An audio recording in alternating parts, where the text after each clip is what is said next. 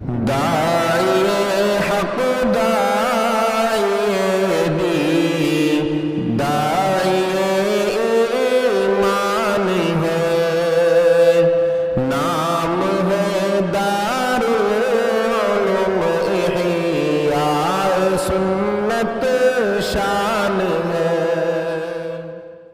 بسم اللہ الرحمن الرحیم۔ وبالوالدین احسانا اما یبلغن عندک الکبر احدهما او کلاهما فلا تقل لهما اف ولا تنهرهما وقل لهما قولا کریما۔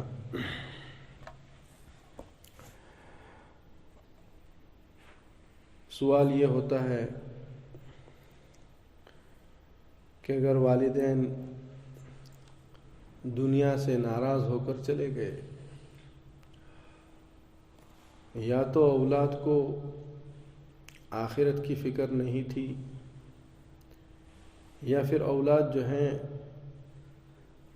ماں باپ کی طرف سے غفلت برت رہی تھی، یا کوئی بھی سبب ہو، لیکن یہ بات کا احساس انسان کو اپنی زندگی میں ہو جائے کہ جب میرے والدین دنیا سے گئے تو مجھ سے ناراض تھے، مجھ سے صحیح خوش نہیں تھے، تو اب والدین کے انتقال کے بعد ان کا مطیع اور فرمانبردار کیسے بنا جائے؟ وہ کون سے میں کام کروں جس سے میرے والدین مجھ سے خوش ہو جائے؟ تو اس سلسلے میں حضرت انس رضی اللہ تعالیٰ عنہما کی ایک روایت ہے جس کو صاحب مشکات نے نقل فرمایا کہ اللہ کے نبی علیہ السلام نے ارشاد فرمایا کہ جس کے والدین یا ان میں سے کوئی ایک دنیا سے رخصت ہو جائے اور وہ شخص والدین کی زندگی میں والدین کا نافرمان ہو، تو اگر وہ ان کے لیے ہمیشہ دعائیں مغفرت کرتا رہتا ہے، ہمیشہ، ایوری سنگل ٹائم، کنٹینیوس دعائیں مغفرت کرتا رہتا ہے، تو اللہ تعالیٰ اس دعائیں مغفرت کی وجہ سے اس بندے کو فرما برداروں میں شمار فرما دیں گے۔ کتنی بڑی بات ہے کہ اگر ایک انسان دنیا سے رخصت ہو گیا اس حال میں کہ اولاد سے وہ ناراض تھا، تو اب اولاد کے پاس وہ کون سی چوائس ہے کہ جس کے ذریعے وہ والدین کو خوش کر سکے؟ اب تو والدین نہ بول سکتے ہیں، نہ کچھ کہہ سکتے ہیں، کچھ بھی نہیں، وہ تو دنیا سے رخصت ہو گئے، قبر میں دفن ہو گئے۔ تو اللہ کے نبی علیہ السلام نے، دیکھو آپ علیہ السلام امت کا کتنا خیال فرماتے ہیں، اندازہ لگاؤ۔ حضور صلی اللہ علیہ وسلم نے یہ فرمایا، حضرت انس رضی اللہ تعالیٰ عنہ کی روایت میں صاحب مشکات نے اس کو نقل فرمایا کہ جو اولاد بھی والدین کے انتقال کے بعد ان کے لیے دائمی طور پر دعائیں مغفرت کرے گا، ہمیشہ کے لیے دعائیں مغفرت کرے گا، ایک اپنا معمول بنا لے گا، تو فرمایا اللہ رب العزت والدین کو قیامت کے دن اس کی طرف سے خوش فرما دیں گے اور وہ مطیع اور فرمانبرداروں میں لکھا جائے گا۔ کتنا گویا کہ اللہ کے نبی علیہ السلام نے امت کا خیال رکھا، امت کی خیر خواہی، ہر انسان کی خیر خواہی، تاکہ جو ہیں والدین کی نافرمانی کی وجہ سے انسان پر جو وبال آتا ہے اس وبال سے آدمی بچ جائے۔ اب سوال یہ ہوتا ہے کہ کنٹینیو طور پر کیسے کریں؟ بہت آسان ہے بھائی، آدمی ہر فرض نماز کے بعد نفل نماز ہے، ظہر کے بعد نفل ہے، عصر سے پہلے نفل ہے، مغرب کے بعد نفل ہے، عشاء کے بعد نفل ہے۔ نفل نمازوں میں، نفل عبادات میں وہ ایصال ثواب کی نیت کر لے۔ اسی طرح اللہ تعالیٰ نے اس کو موقع دیا، مسجد جلدی آ گیا، بیٹھا ہوا ہے، ذکر کرے سبحان اللہ سبحان اللہ سبحان اللہ الحمدللہ، اور یہ نیت کرے کہ اللہ یہ جو میں نے ذکر کیا ہے اس کا ایصال ثواب میرے والدین کو پہنچا دے۔ گویا کہ روزانہ ایک معمول بنا لے کہ مجھے یہ کام کرنا ہے، یا یہ نہیں، کم سے کم اگر اس کے پاس اللہ تعالیٰ نے مال دیا ہے، روزانہ 1 پاؤنڈ والدین کی طرف سے صدقہ کر دے۔ 1 پاؤنڈ، 1 نہیں 50 پینی کر دے، لیکن روزانہ ہو، کنٹینیو ہو۔ 50 پینی نہیں 20 پینی کر دے، لیکن کنٹینیوس ہو، فرمایا کہ وہ جو ہے ہمیشہ کے لیے ایصال ثواب کرنے والے میں شامل ہو جائے گا۔ اور اللہ کے نبی علیہ الصلوۃ والسلام نے، امام بخاری رحمۃ اللہ علیہ نے کی ایک شرح ہے، بخاری کی شرح علامہ عینی شرح بخاری، اس میں ایک روایت نقل کی ہے، اس میں یہ فرمایا کہ جو شخص یہ دعا پڑھے، الحمدللہ رب العالمین رب السماوات ورب الارض رب العالمین وَلَهُ الْكِبْرِيَاءُ فِي السَّمَاوَاتِ وَرَبِّ الْأَرْضِ وَهُوَ الْعَزِيزُ الْحَكِيمُ لِلَّهِ الْحَمْدُ رَبِّ السَّمَاوَاتِ وَرَبِّ الْأَرْضِ رَبِّ الْعَالَمِينَ وَلَهُ الْعَزْمَةُ فِي السَّمَاوَاتِ وَالْأَرْضِ وَهُوَ الْعَزِيزُ الْحَكِيمُ هُوَ الْمَلِكُ رَبُّ السَّمَاوَاتِ وَرَبُّ الْأَرْضِ وَرَبُّ الْعَالَمِينَ وَلَهُ النُّورُ فِي السَّمَاوَاتِ وَالْأَرْضِ وَهُوَ الْعَزِيزُ الْحَكِيمُ۔ اگر کوئی بندہ یہ دعا پڑھے اور اس کے بعد یہ دعا کرے کہ یا اللہ اس کا ثواب میرے والدین کو پہنچا دے، تو فرماتے ہیں کہ اللہ رب العزت یہ ایصال ثواب بھی قبول فرما کر اس کے والدین کو اس کی طرف سے راضی فرما دیں گے، اور قیامت کے دن جو ہے اللہ تعالیٰ اس کو مطیع اور فرمانبرداروں میں لکھ دیں گے۔ تو دیکھو، یعنی اللہ کی تعریف اور تحمید بیان کرنے کے بعد اس کا ثواب جو ہے اپنے والدین کے لیے ایصال کر دے۔ کوئی بھی نیک عمل ہو، علماء امت نے لکھا کہ بھئی کوئی بھی نیک عمل ہو آپ اس کو ایصال ثواب کر دو تو انشاءاللہ جو ہے آپ کے والدین کو اس کا ثواب پہنچ جائے گا۔ اسی طرح حضرت سعد بن عبادہ رضی اللہ تعالی عنہما سے منقول ہے کہ ان کی والدہ کا انتقال ہو گیا، ان کی والدہ کا انتقال ہو گیا اور ان کے غائبانہ حالت میں ہو گیا، یعنی وہ موجود نہیں تھے۔ جیسے ہم لوگ یہاں ہیں اور ہمارے والدین اپنے ملکوں میں ہیں، اپنے اپنے شہروں میں ہیں، تو اس طرح حضرت سعد بن عبادہ رضی اللہ تعالیٰ عنہ یہ کسی جگہ سفر میں تھے اور ان کی والدہ کا انتقال ہو گیا۔ انہوں نے آپ صلی اللہ علیہ وسلم سے پوچھا کہ میں اپنے والدین اور اپنی والدہ کے لیے کیا کروں ایصال ثواب کے لیے، صدقے کے طور پر؟ تو آپ نے فرمایا کہ انہوں نے فرمایا کہ آپ گواہ رہنا، میں نے اپنا جو باغ تھا وہ اپنی والدہ کے ایصال ثواب کے لیے اللہ کے راستے میں صدقہ کر دیا۔ ہاں دیکھو، فرمایا ایک باغ تھا، ہاں پارک تھا، باغ تھا، گارڈن تھا جس کے اندر کھجوریں تھی، درخت تھے، تو اس کو جو ہے اللہ کے راستے میں صدقہ کر دیا اپنی والدہ کے ایصال کے لیے، اور حضور صلی اللہ علیہ وسلم کو اس پر گواہ بنایا کہ اللہ کے نبی علیہ الصلوۃ والسلام آپ گواہ رہنا، میں اپنے والدہ کے ایصال ثواب کے لیے جو میرے پاس باغ ہے نا اس کو اللہ کے راستے میں صدقہ کرتا ہوں۔ معلوم یہ ہوا کہ مال بھی آدمی اللہ کے راستے میں صدقہ کر کے ایصال ثواب کر سکتا ہے۔ حضرت ابو ہریرہ رضی اللہ تعالیٰ عنہ کی ایک روایت مسلم شریف میں ہے، اس میں حضور صلی اللہ علیہ وسلم نے سے پوچھا گیا کہ اللہ کے نبی علیہ الصلوۃ والسلام میرے والد انتقال کر گئے۔ کس نے پوچھا؟ حضرت ابو ہریرہ رضی اللہ تعالیٰ عنہ۔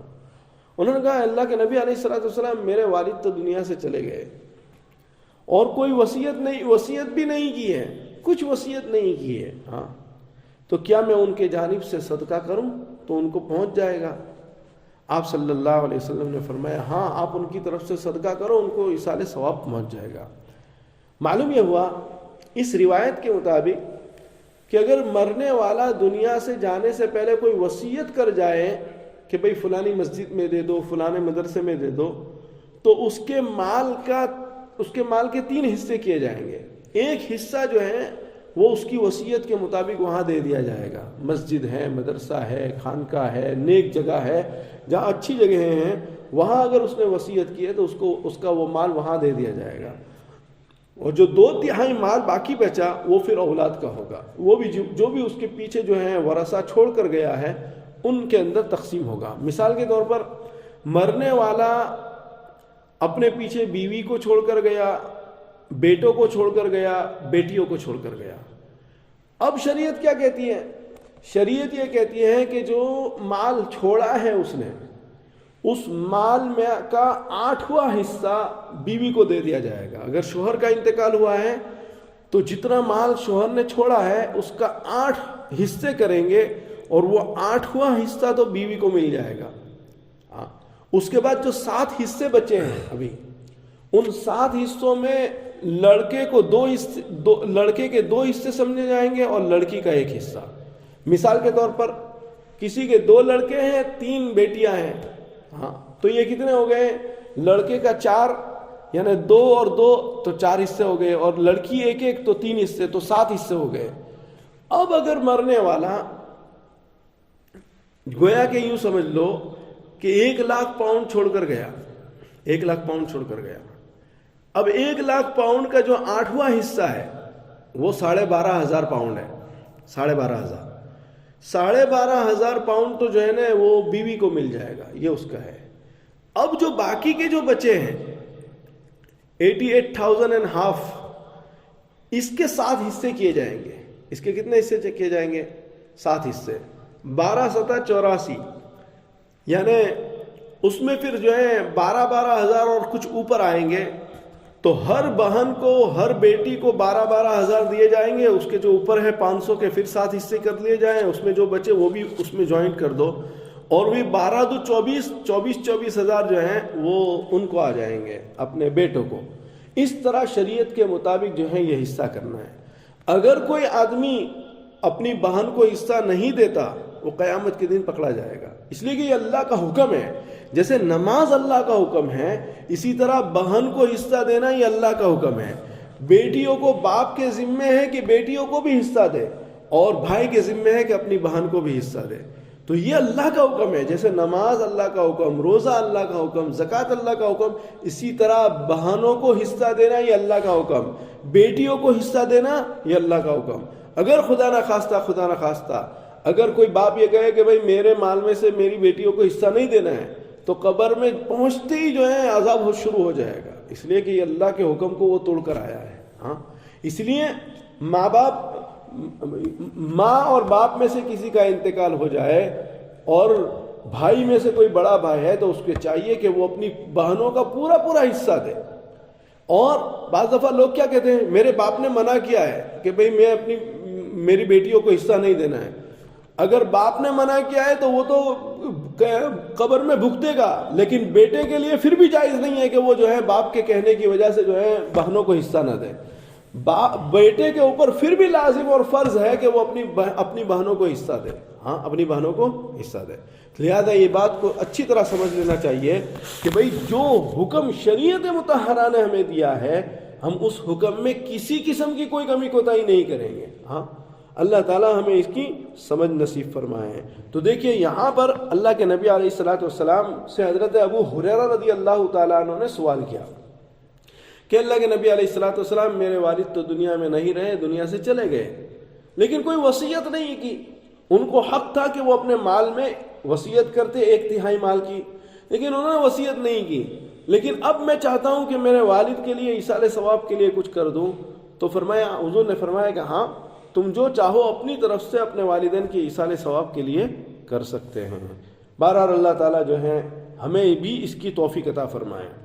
والدین کے وفات کے بعد ان کے ساتھ حسن سلوک کا طریقہ یہ ہے کہ ان کی جانب سے آدمی کوئی صدقہ کرتا رہے ان کے لیے. ہاں، جیسے مثال کے طور پر میں اکثر کہا کرتا ہوں کہ دیکھو بقرعید آئی تو بقرعید پر جو ہے ایک حصہ جو ہے اپنے مرحوم والد کے نام پر کر دو، ایک حصہ اپنی والدہ کے نام پر کر دو. اور میں نے بتایا تھا کہ ہندوستان میں ایک حصہ کتنے کا پڑتا ہے؟ 20 پاؤنڈ کا بھی نہیں ہوتا ہے. ہاں، اب دیکھو ایک نیک اولاد کے لیے اس سے بڑھ کر اور کیا ہو سکتا ہے کہ وہ جس طرح اپنی قربانی کرتا ہے اپنے والدین کی طرف سے بھی کرے. ہاں، تو دیکھو، اور بہت سارے لوگ ایسے بھی ہیں کہ جو 50 گائے اپنے والدین کے لیے ایصال ثواب کرتے ہیں. 50 گائے. ہاں، اور فرمایا اس میں نیت کیا کرتے ہیں؟ اس میں نیت یہ کرتے ہیں کہ بھئی دیکھو اس کا ایصال ثواب تو میرے والدین کو پہنچے گا، پھر یہ کتنے ہزاروں غریبوں کو گوشت پہنچے گا اس کا. ہاں، ہزاروں غریبوں کو گوشت پہنچے گا. تو کوشش کرنی چاہیے آدمی کو کہ بھئی جیسے آدمی اپنے لیے کرتا ہے اپنے والدین کے لیے بھی ایصال ثواب کرے. ہاں، اپنے والدین کے لیے بھی ایصال ثواب کرے. تو یہ جو ہے کہتے ہیں کہ دیکھو نبی تو دنیا سے چلے گئے، لیکن نبی علیہ السلام جو دین اور جو شریعت لائے ہیں اس سے ہم فائدہ اٹھا رہے ہیں. اسی طرح والدین تو دنیا سے چلے گئے، لیکن والدین نے جو اولاد صالح کے روپ میں اور اولاد صالح کے طور پر جو اولاد پیچھے چھوڑی ہے وہ ان کے لیے جو ہے ایصال ثواب کرتی رہے گی. ہاں تو یہ کتنی بڑی نعمت ہے. تو ہم جب اپنے والدین کے لیے کریں گے تو ہماری اولاد بھی ہمارے لیے کرے گی. تو اللہ تعالی ہمیں اس کی توفیق عطا فرمائے کہ بھئی روزانہ کے طور پر 10 پینی 5 پینی 20 پینی لیکن کنٹینیوسلی, ہاں ہر دن کے اعتبار سے, ہر دن کے اعتبار سے. اور اس کو آپ یہ بھی کر سکتے ہیں کہ بھئی ایک دفعہ مثال کے طور پر 10 پینی کے اعتبار سے 360 دن بن رہے ہیں پورے سال کے. ہاں تو اس کو 10 پینی میں ضرب کر دو, کتنے پیسے ہو گئے؟